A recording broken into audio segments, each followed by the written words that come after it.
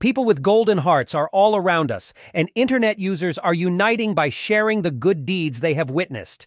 The heroes of these stories aren't just helping, they are changing people's lives and doing it with modesty.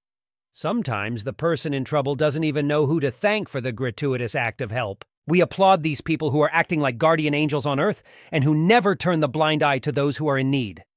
Don't miss the bonus at the end. Sometimes good karma returns faster than people can imagine. We have chosen for you 6 stories about people with golden hearts in their own words. I had a new guy working for me once in retail. He fell asleep during his shifts. When I talked to him about it, it turned out he needed to get up every hour of the night to drive to another spot because he was homeless.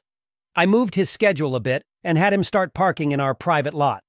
Only took the kid a few weeks after that to get himself together and get a room. Some people just need a little help. I've been incredibly sad all morning because I didn't have the money in time for my landlord yesterday, like I'd promised him I would. I just got an email from him telling me he can't make it by until Monday, even though he works a block from where I live. He knows I'm good for it, even if it's a little late, and he's saving me face. Thanks. I saw an older woman in the grocery store counting to see if she could afford everything in her cart. Based on her body language, I could tell that the answer was no.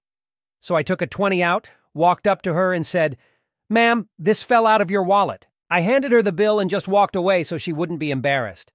Fresh out of college with a job where I am vastly underpaid, 40+ hours a week, no benefits. All my clothes from college are worn through and coming apart. My roommate's mom shows up at our apartment and gives me a stack of clothes, all perfectly my size, says she got them for her husband and he didn't want them. A month later, I noticed I'm 50 pounds lighter than her husband.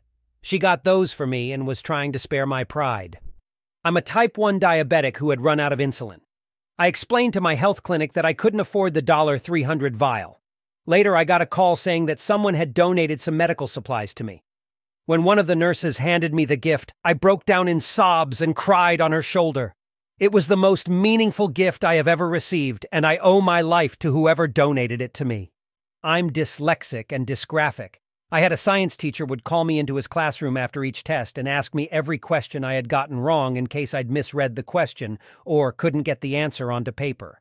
If I could explain the answer to him, he'd mark it right. He was the teacher that helped me out the most.